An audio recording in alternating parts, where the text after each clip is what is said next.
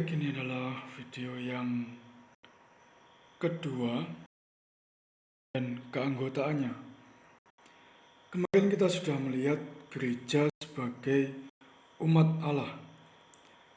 Kali ini kita akan membahas materi berikutnya. Ya, ini adalah yang kemarin atau video sebelumnya.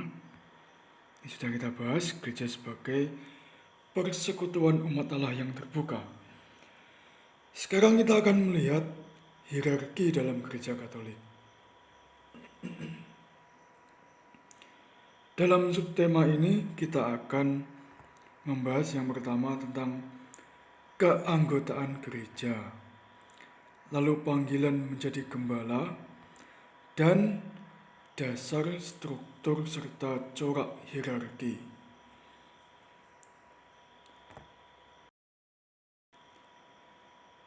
Baik, kita akan melihat dulu tentang keanggotaan gereja. Secara umum, keanggotaan gereja dibagi menjadi dua. Yang pertama, hierarki. Hierarki ini dari asal katanya tingkatan atau pemimpin, yang berarti mereka adalah golongan kaum pemimpin. Disebut juga dengan lalu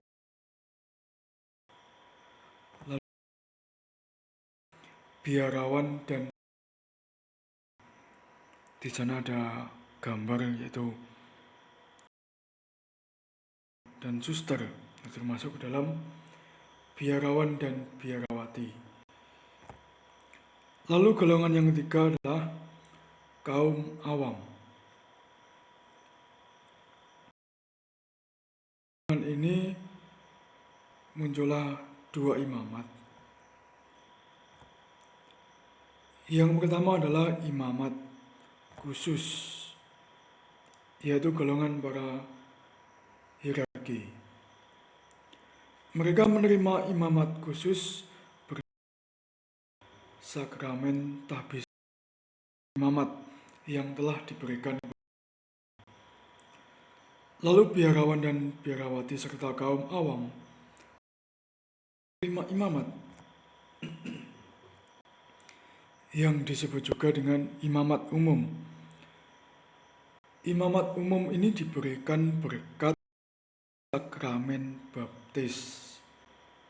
Jadi hierarki imamat khusus sekaligus imamat umum karena mereka sudah dibaptis dan juga menerima sakramen tahbisan. Awam biarawan menerima imamat khusus berkat sakramen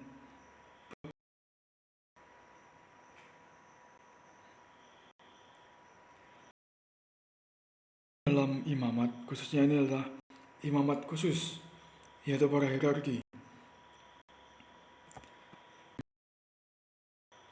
Ada tiga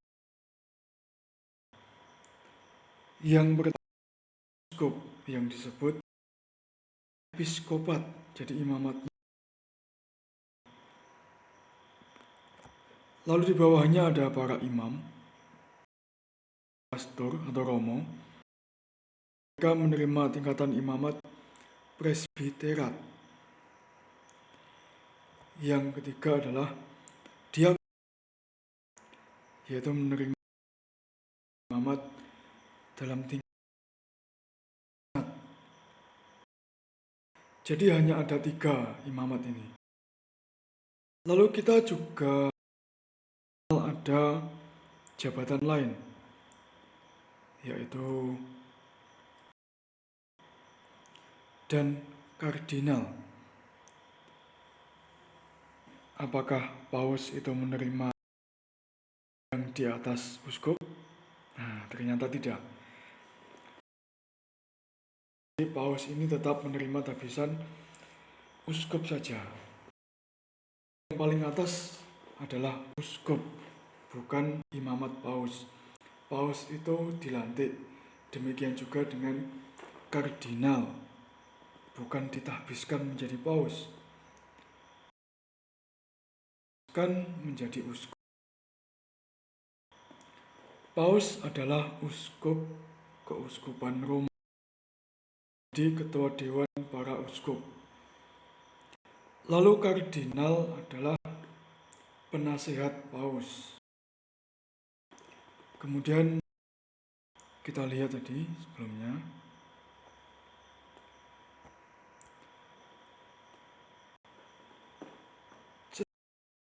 Hanya mempunyai warna khusus. Misalnya uskup khasnya adalah ungu. Lalu imam itu warna khas hitam. Biasanya warna khas ini dipakai untuk jubah yang mereka kenakan. Tapi biasanya kita mengenal banyak imam menggunakan dan juga warna lainnya. Jubah warna putih ini hanya digunakan di Indonesia karena iklimnya cukup warna putih, karena jika menggunakan warna hitam tentunya akan kepanasan. Jadi hanya untuk alasan itu saja. Sebenarnya imam di seluruh dunia ini menggunakan jubah warna hitam. Lalu kita biasa melihat para romo terutama itu menggunakan jubah warna coklat misalnya. Biarawan atau romo dari Pasionis atau JP menggunakan jubah warna hitam. Itu adalah jubah kebiaraan. Beda bahasan dengan yang di sini. Jadi imam tetap warna khasnya adalah hitam. Uskup warna khasnya adalah ungu. Paus memakai putih dan kardinal warna merah. Khas dari masing-masing.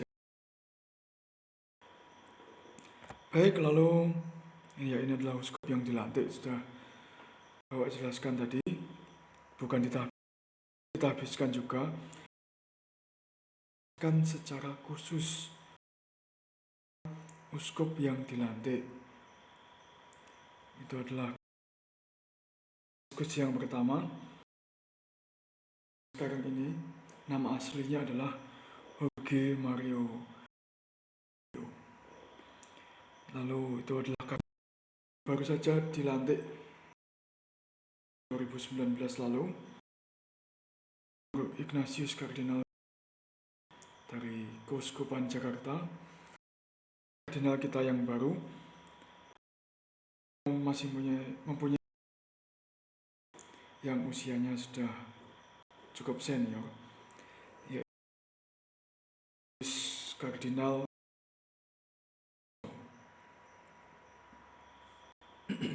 seorang Yesuit.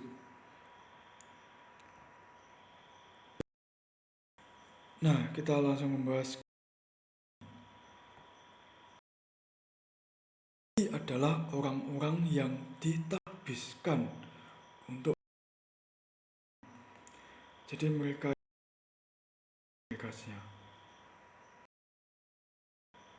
hierarki juga merupakan tanda otoritas Kristus atas mereka menjadi pemimpin bagi gerejanya.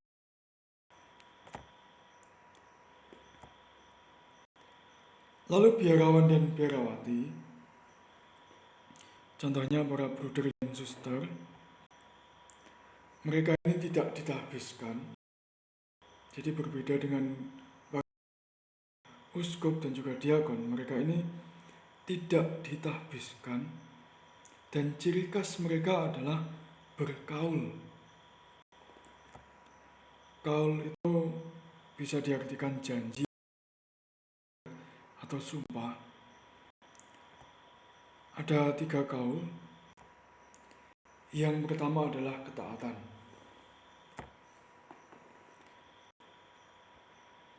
Kaul berarti adalah taat kepada Tuhan saja. Jadi taat pada kehendak Tuhan. Dan kehendak Tuhan ini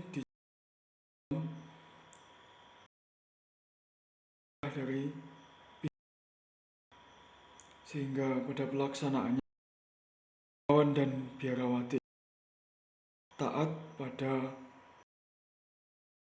prior atau pimpinan, taat pada provinsial, jenderal, atau taat pada intinya pimpinan, karena perintah kehendak Tuhan. Itulah kaul ketaatan. Yang kedua adalah kaul kemurnian, atau kadang disebut juga kaul keperawanan.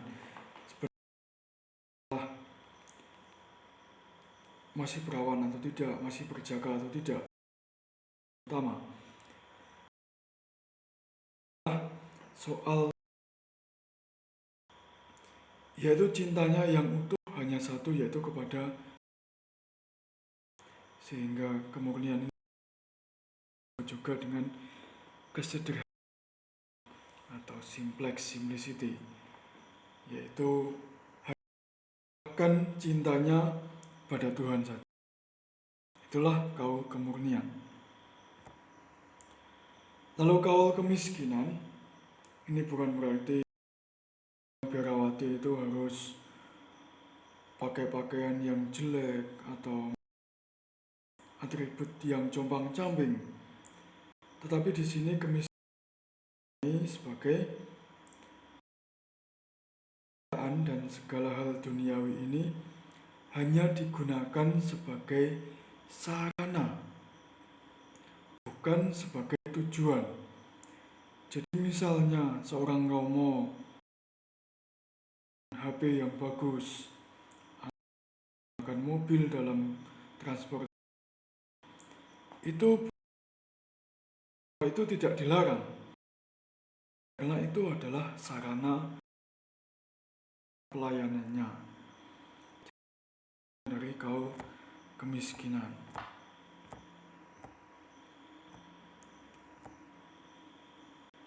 Baik, ini tambahan.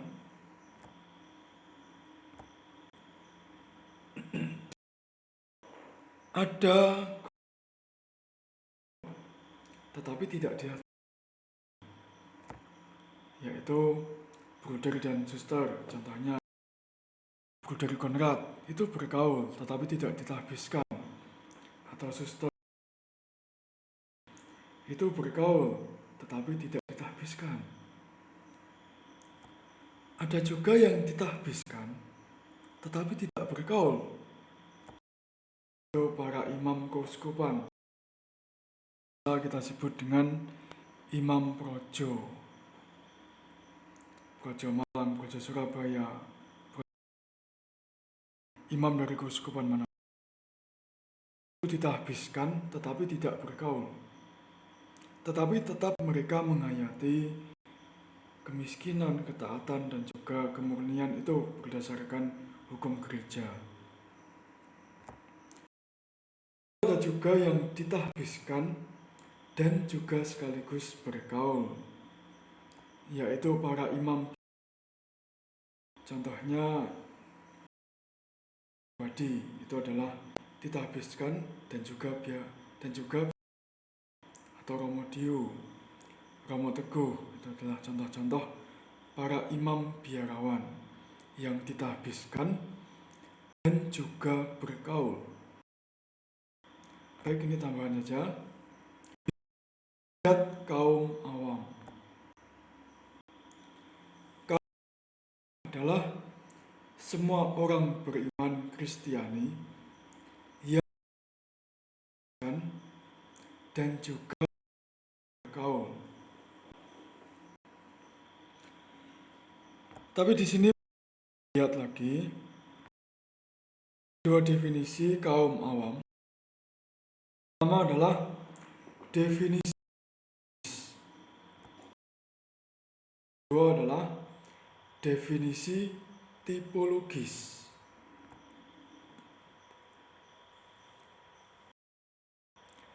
Berdasarkan definisi teologis, warga gereja yang tidak ditahbiskan. Jadi semua yang tidak ditahbiskan kaum awam. Jadi menurut definisi teologis, biarawan dan biarawati juga termasuk awam juga. Tipologis yaitu warga gereja yang tidak ditahbiskan dan tidak bergaul, sehingga biarawan dan biarawati tidak termasuk awam berdasarkan definisi tipologis. Dan definisi yang biasa digunakan adalah definisi tipologis.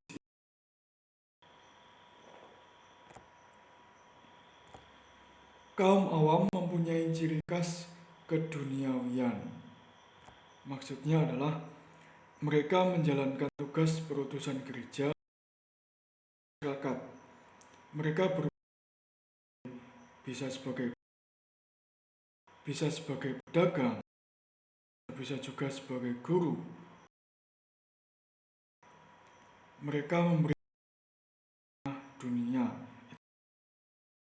kaum awam.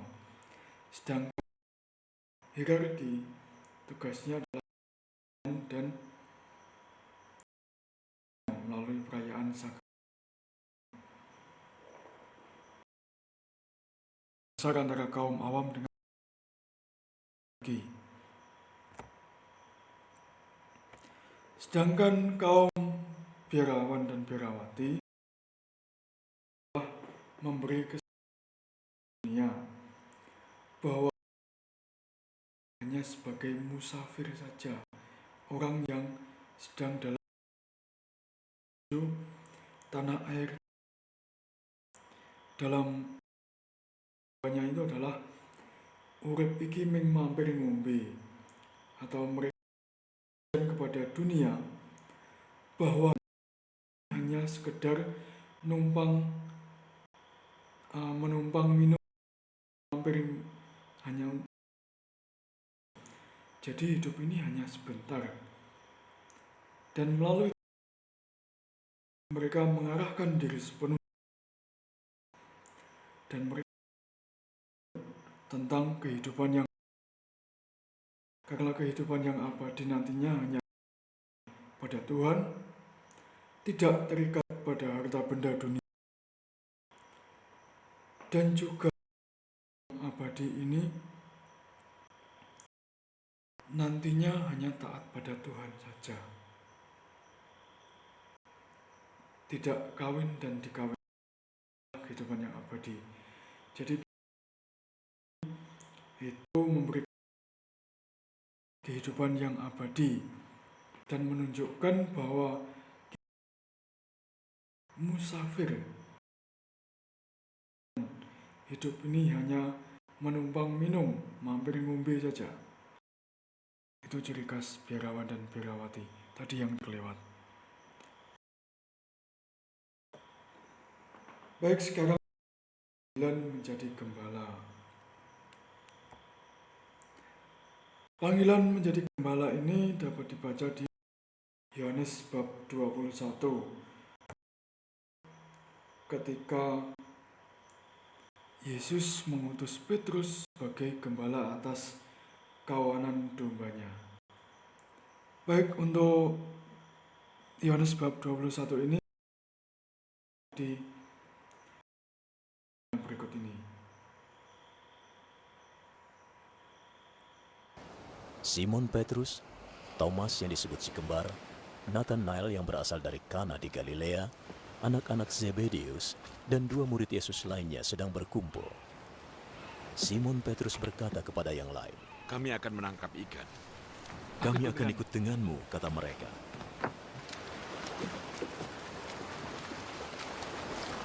Mereka pergi naik perahu, tapi sepanjang malam mereka tidak dapat apa-apa.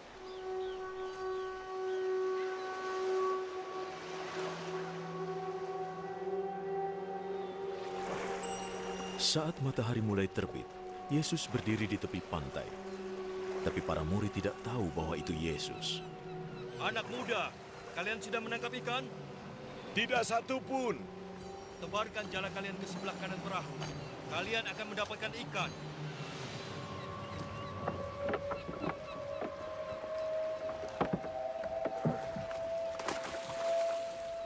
Lalu jala itu dilemparkan. Tetapi tidak bisa ditarik lagi. Sebab begitu banyak ikan di dalamnya.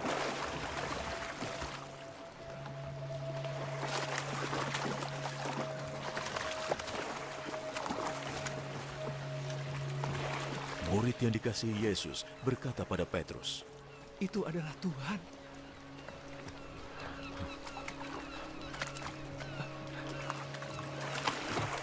ketika Petrus mendengar bahwa itu Tuhan, ia memakai bajunya lagi, sebab sebelumnya ia melepaskan pakaian dan terjun ke dalam air. Murid-murid lain menyusul ke darat dengan perahu dan menarik jala yang penuh ikan. Mereka tidak terlalu jauh dari daratan, kira-kira 100 meter.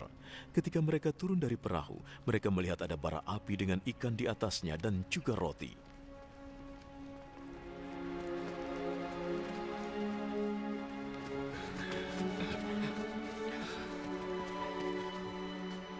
Bawalah ikan yang baru saja kalian tangkap.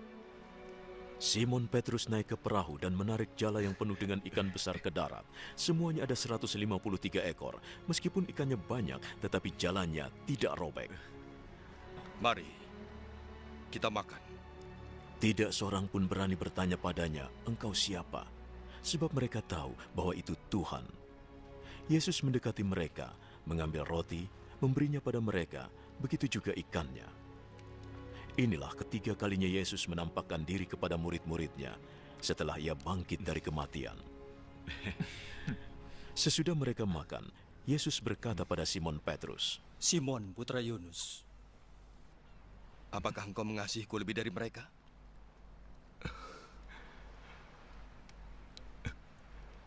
Benar Tuhan, Engkau tahu aku mengasihimu.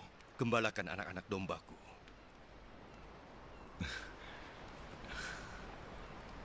Untuk kedua kalinya, Yesus bertanya, Simon, putra Yunus. Engkau mengasihiku?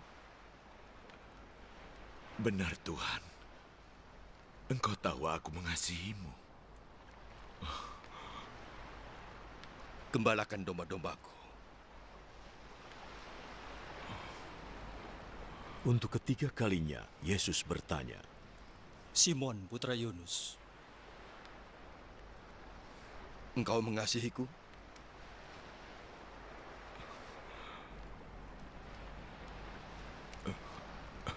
Petrus menjadi sedih, sebab Yesus bertanya sampai 3 kali, apakah engkau mengasihiku? Maka ia menjawab lagi, Tuhan,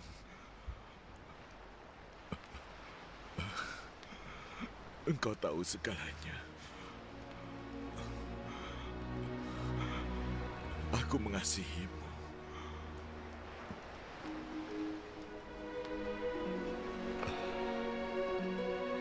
Gembalakan domba-dombaku.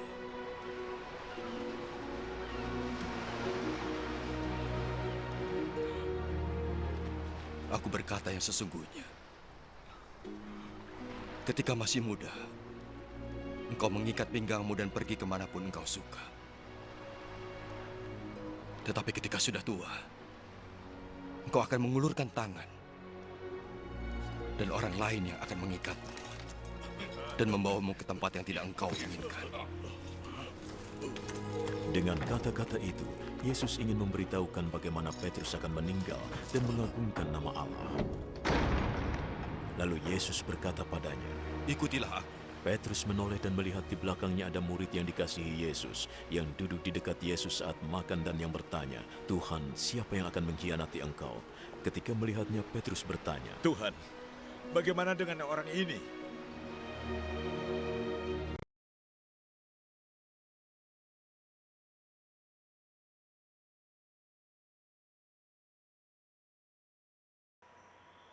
Video tentang panggilan Petrus menjadi gembala.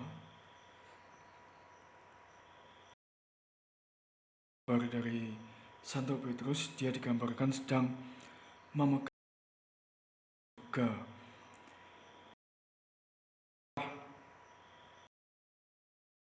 sebagai paus yang pertama. Kemudian jabatan diteruskan ke penerus-penerus sekarang, yaitu Paus Fransiskus yang pertama.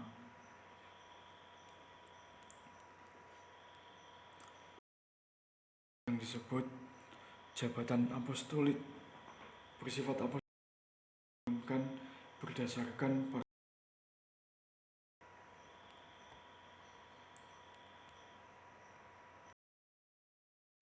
dari kisah tadi kita dapat menarik makna bahwa hierarki dan struktur didaki oleh Tuhan sendiri. Jadi Tuhan sendiri yang menunjuk Petrus sebagai Tuhan para rasul dan juga menjadi paus yang pertama, dan kemudian diteruskan paus itu dan juga menjadi jabatan uskup. Jadi prosesnya mulai dari kebangkitan hingga awal proses penerusan dari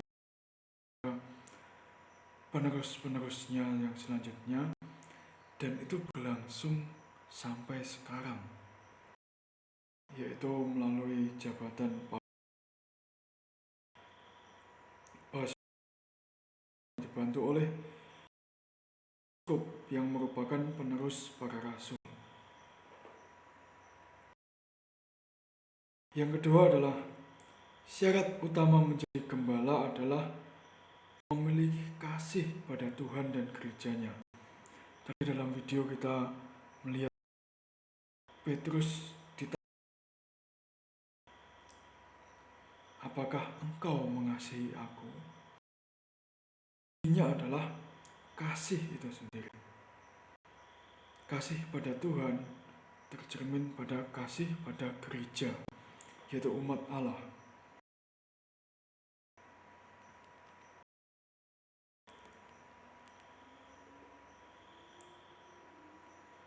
Baik, dasar kita membahas Tuhan sendiri seperti tadi kita lihat dalam panggilan Petrus. Lalu 18 itu adalah ke-18. Ini salah satu dokumen dari Konsili Vatikan kedua. Apostolik berarti diturunkan atau diterus dari para rasul. Lalu struktur hierarki ini bisa dibaca di Lumen Gentium artikel 22 sampai 29. Yang pertama, dengan paus sebagai kepalanya. Jadi para uskup itu dikepalai oleh paus sebagai uskup Roma, pengganti untuk Petrus. Para uskup hanya memperoleh kuasa jika bersatu dengan paus sebagai kepalanya. Yang kedua adalah paus. Yang ketiga, para uskup. Lalu yang keempat adalah para pembantu uskup, yaitu imam dan diakon. Baik, di sini peran uskup, dia menjalankan tugas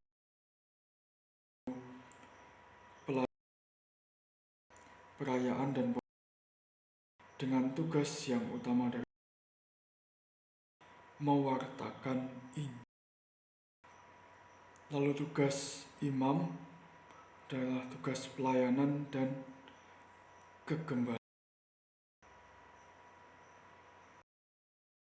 Hierarki. Lalu kita lihat fungsi hierarki. Fungsi hierarki akan tugas gerejani seperti melayani sakramen dan juga tugas pelayanan lainnya, mengajar umat, lalu kemudian mewartakan Injil. Dan yang kedua adalah menjalankan tugas kepemimpinan, misalnya universal atau gereja seluruh. Kemudian uskup sebagai pemimpin keuskupan. Lalu imam atau pastor sebagai pemimpin misalnya di gereja paroki, sebagai pastor kepala paroki, dan lain-lain. Lalu corak kepemimpinan. Yang pertama adalah pemilihan. Pemilihan hierarki atau yang disebut tadi sebagai pemimpin gereja didominasi oleh campur tangan Tuhan. Jadi bukan semata-mata oleh manusia. Dan pemilihan, misalnya pemilihan paus pun juga tidak demokratis, tidak semata-mata itu atau monarki bahkan. Di dalam memilih gereja itu adalah campur tangan Tuhan.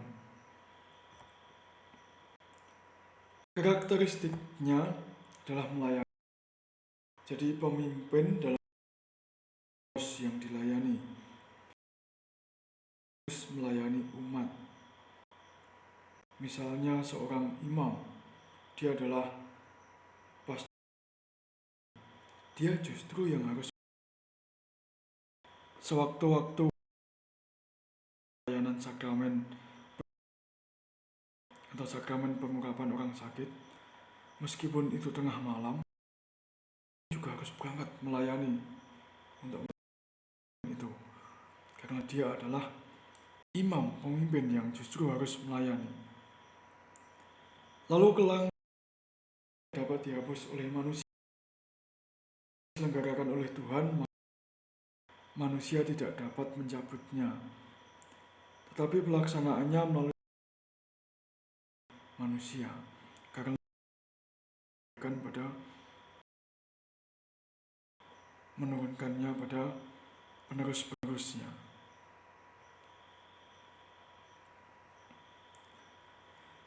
Baik, itu dulu dari materi ini. Selanjutnya jika ada kesulitan atau pertanyaan, bisa dihubungi melalui kontak yang sudah tertera di situ. Jangan sungkan untuk bertanya. Dan masih ada satu materi lagi yang nantinya cukup penting untuk kita pelajari di gereja dan keanggotaannya. Di pelajaran 3 kita nanti akan belajar tentang panca tugas gereja, struktur panca tugas gereja, tugas gereja, kemudian hubungan awam dan hierarki, dan lain-lain. Jadi tetap diikuti dan tetap semangat dalam belajar. Viva Dempo.